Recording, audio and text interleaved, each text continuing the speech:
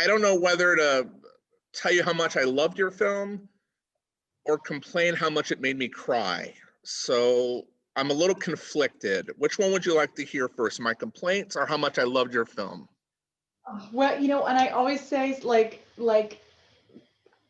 sorry, thank you, sorry, thank you. Like, I never know quite which to like lead with. Like, of course, it's really a good sign, but that it, you know, made you sad and all the feels. But I'm thankful. Like, I'm thankful, and but I hope you were able to find some uplifting moments, and you know. The movie's tremendous. Okay, I'll just say it. The movie's tremendous. I tremendously cried, but the movie's tremendous. Okay, so I enjoyed the sorrow you put me through, the emotional torture you put me through watching this. Right. And I say this tongue in cheek, of course. The movie's fantastic. I loved it. It was wonderful, well shot, well directed, great performances. We'll get into all that, but let's start from the beginning, of course. What attracted you to this project? Yeah, you know, I was really a big fan of Matt Teague's original article in 2015. I read it back then and was so touched by it. Never even imagined it in a movie form or something. You know, it was just like this lived in this pure, beautiful, its own little stratosphere. And then years later, I get the log line from the producer, Mike Pruss at Scott Free, and he sends it to me. And I was like, oh my gosh, no, I will read the script, of course, by Brad Inglesby, brilliant screenplay writer. But I got to tell you, I know this. I know the story. I posted about it on social media. I loved it so much. And so I took a screen grab of it and gave it to them just to make sure that they knew that I loved it before it was like this shiny movie script thing. I guess I just found it a beautiful story about grief. And I guess this maybe that there's this right way to do to be there for our loved ones who are grieving, and how we grieve alongside one another. Like, there is this beautiful life affirming way that people can do that. I had never encountered that in my own life. I had never known quite how to do it, and never had a Dane. I don't think a lot of us have ever had that kind of magic happen to us. But like, it, to me, it was just like, oh my gosh, this is such a beautiful thing, and a beautiful, you know, telling of something that, you know, as we say, the club we're all going to eventually join. So it touched me. It just touched me. So when you get this really heady, really deep, really just full story to tell, there are things you're going to worry about, and then there are things that are going to cause you to lose sleep overnight. What was the biggest challenge doing this particular project? Above all, I'm sure there were many challenges, but what was the one thing you were really stressed about? Yeah, I think this dance of pacing was one of the harder ones for me. That is, you know, when do you choose to, you know, pull back from something that's so unfathomably sad? When do you choose to just let your audience know that they're safe, I guess, in some way, shape, or form, even if they're in pain, that they're being held? That's so hard to do when you're trying to tell a true story that was really heartbreaking. You know, another thing that was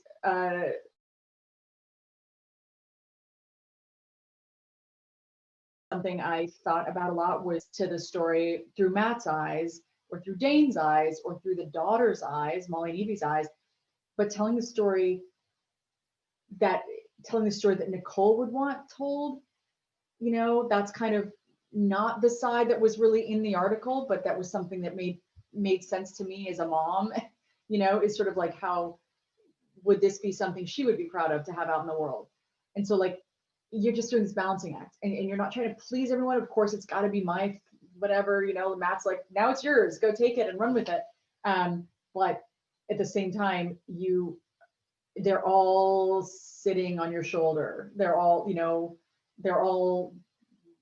in your line of sight, not physically, but, you know, constantly there in spirit. And so just trying to do justice with this gift of a script that I was given. So if you look on your IMDb page, if you look at your career, there's really not a one area you focus on. You kind of go to what you're into. So I guess my question is, did the challenge of doing something this different than what you've done in the past excite you as an artist?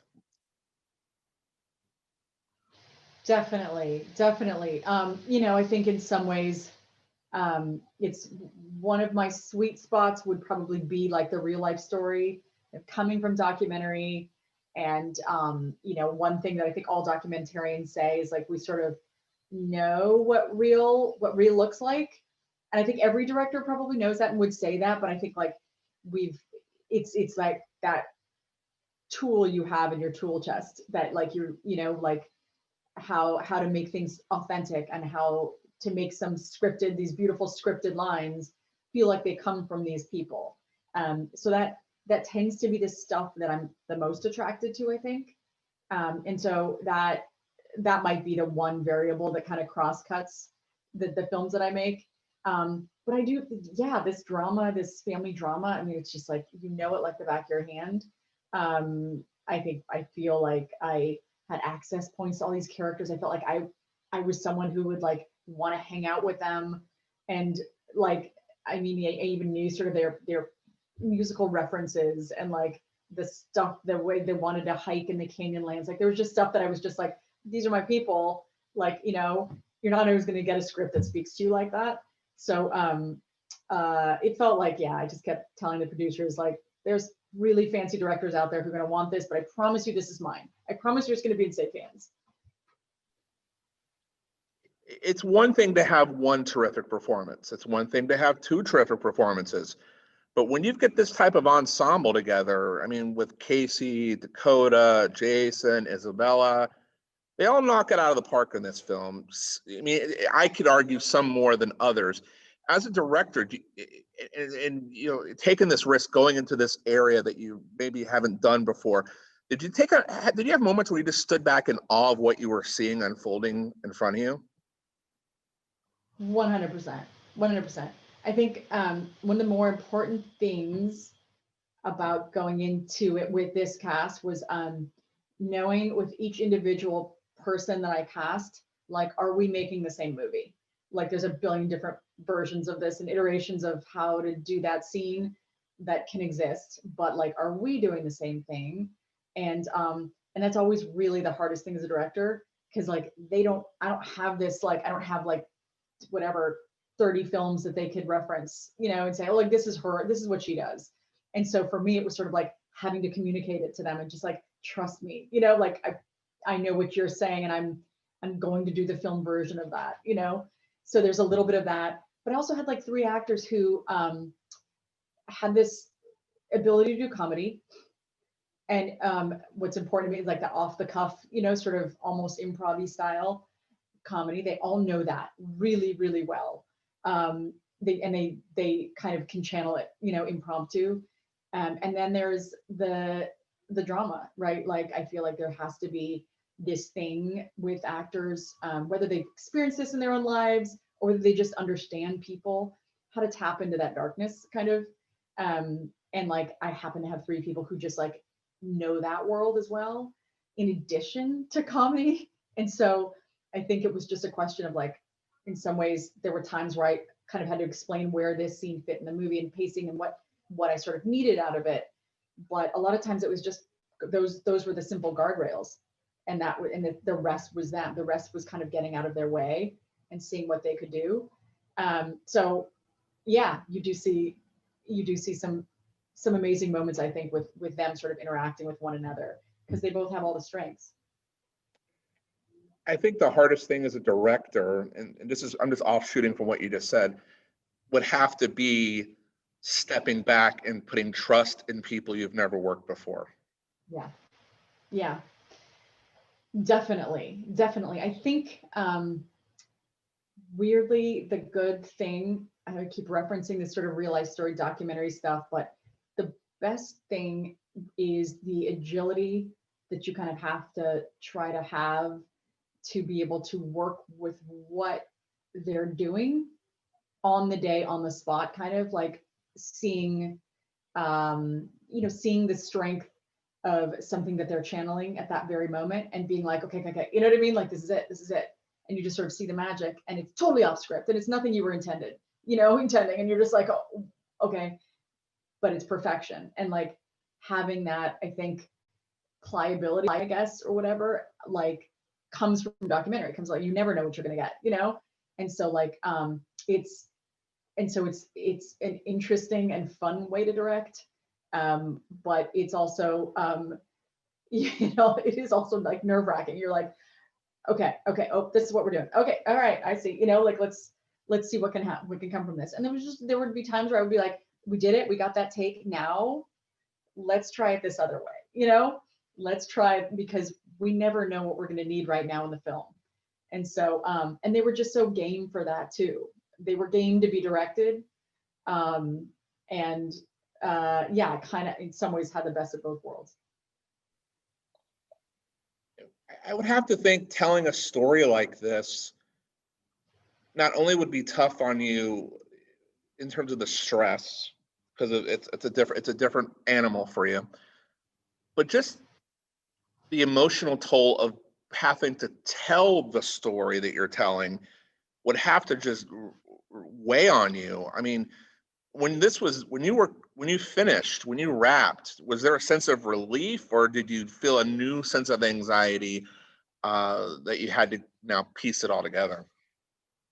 Yeah, yeah. So like you kind of never rest, like until now, but then even now you don't rest. I don't know, like it's really hard to launch that, kick your kid out into the world, and like, good luck, here's some, Cliff Bars, or you're just sort of like, like you're always tethered, especially to something that means so much to you. Like this film just really struck a chord. It meant so much. I wanted to see it through to the very end. And yeah, it's an emotional toll for sure that never quite ends. I think production is usually the big exhausting physical one, where you exhale and you have good stuff. Like you knew, I knew what we were going to do in edit, because I just knew we had the makings for it. But then there's this whole other thing of like, how are other people going to feel about it? Like okay, so I think it's great, I think it's these things, but of course we all love our kids, and then like someone's like, wow, that kid's a freaking brat. You're like, oh, so like, there's a bit of that feeling too, like, okay, then you have to like put it out there and have people weigh in on it, and producers and festivals. And so the intensity kind of never ends. It just kind of takes different forms. Sorry, mute button, my apologies. I would have to imagine having people weigh in on your work after all that time has to be nerve-wracking in itself. I mean, who are we to question the choices that you made? I can just tell you that from my perspective as a critic, from talking with you today, the film's beautiful message, beautiful performances, well crafted. It needs to be seen. Put this at the top of your list. It's coming out real soon, ladies and gentlemen. And my last question to you, because we're getting ready to run out of time, if you had a message to the audience before they walk into this or see it, on demand, what do you hope they take from your film? I would say, three things. One is, the night after you watch it, hug your loved ones, keep the people who are close to you, keep them close. Then reach out to somebody like the next day, that you never know, like you never know somebody's going through this. You never know how anybody's kind of going, especially this last year. Like you have no idea what any one person's going through. And so reach out to somebody you don't know, with kindness and intent in that way. And then lastly, I think just call a friend you haven't talked to for a while.